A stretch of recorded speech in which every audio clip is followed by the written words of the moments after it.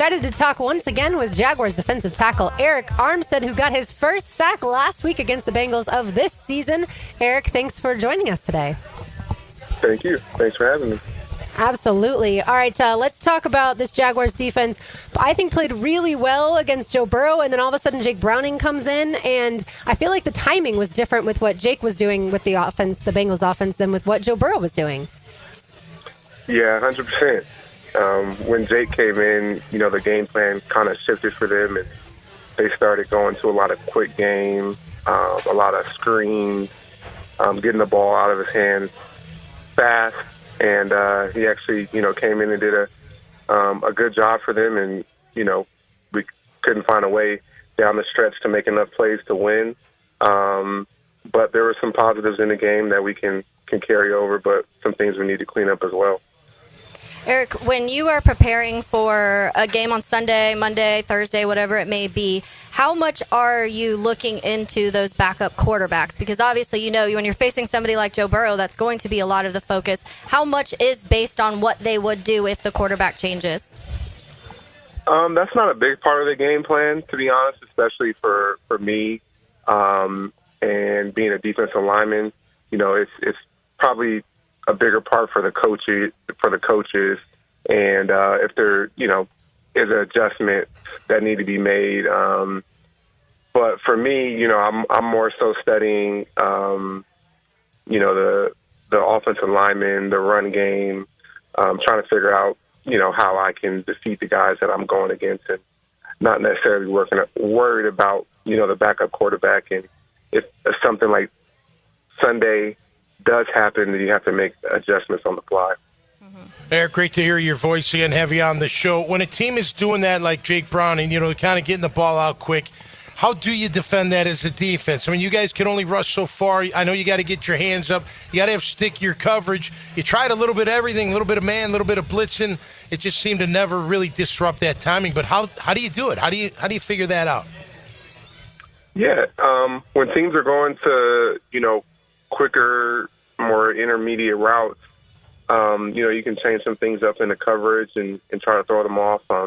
There's a few times I for sure felt like I could have did a better job of getting my hands up in those passing lanes, especially down in the red zone where the field is shorter, and there's really no deep routes. And so as a defensive lineman, I for sure could have did a better job in some of those situations.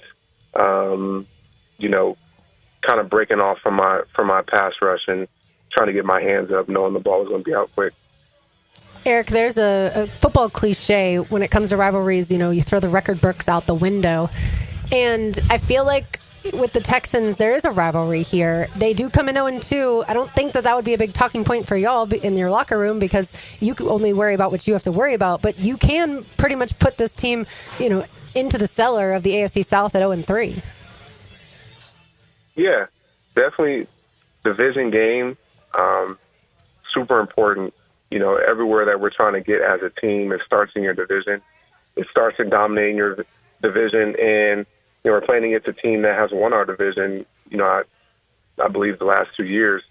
So they have been dominating our division, and this will be a good test and a good battle for us to change that narrative and get a win versus a great team in a hard-fought game. And we're up for it, and we're going to be excited.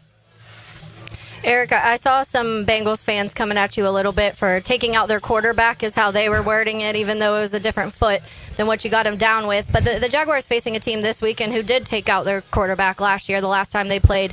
What is that? How difficult is it to kind of balance that of having the mentality of this is a physical sport and you have to hit, and that type of thing is going to happen, unfortunately, but also not being the person who's intentionally trying to hurt somebody?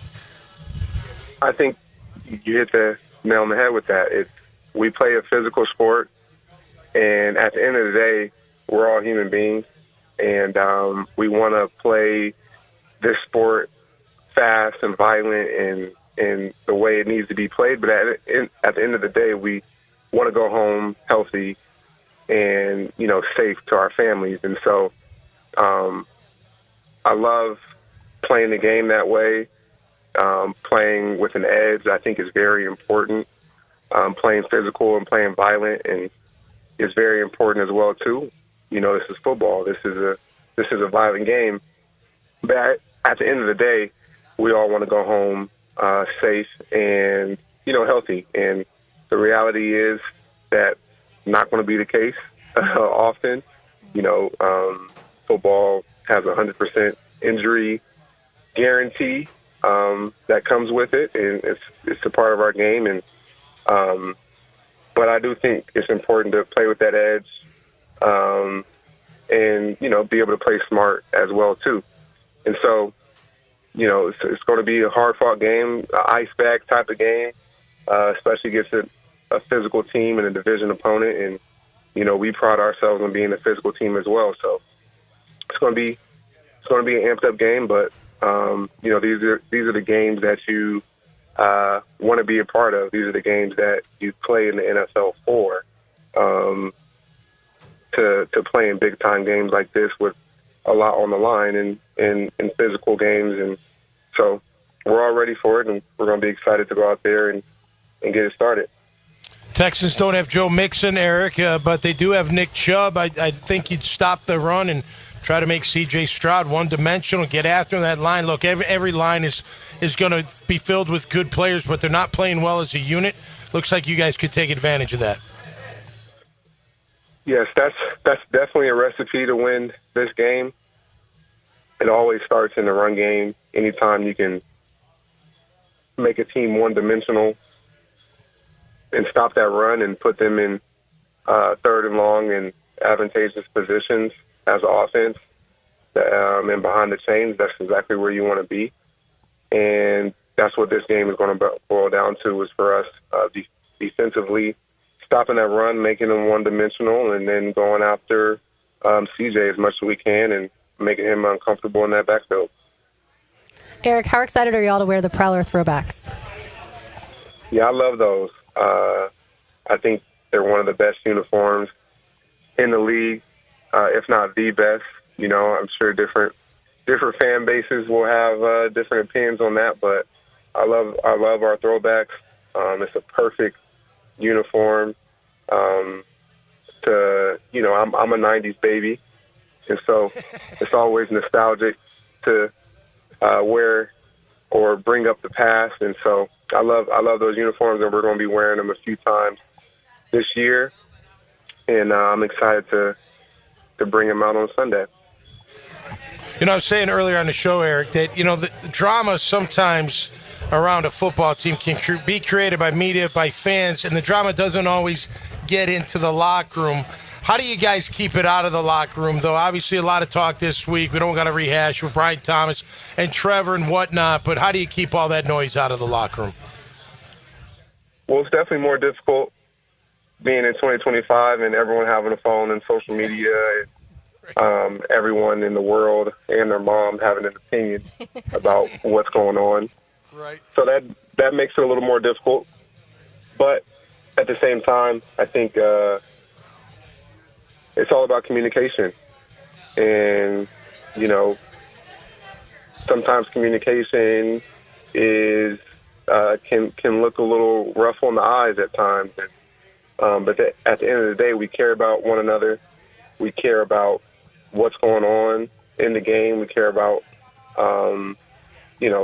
this game of football that we put so much into, and all of our lives are, correlated and affect one another in terms of wins and losses, and team success affects all of our lives individually.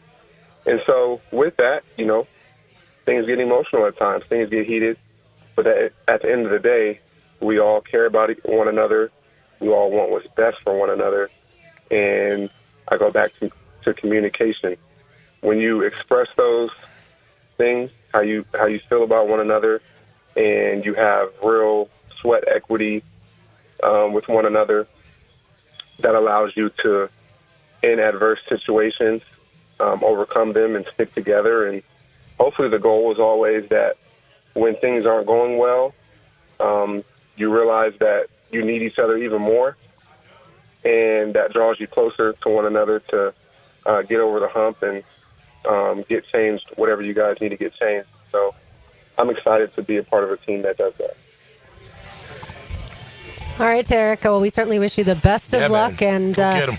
and look, we had asked you before the season started who was going to lead the team in sacks, and I feel like everybody right now has one. Not everybody, but those of you with sacks have one, so you're pretty much tied. All right, go get more takeaways, and we so appreciate your time.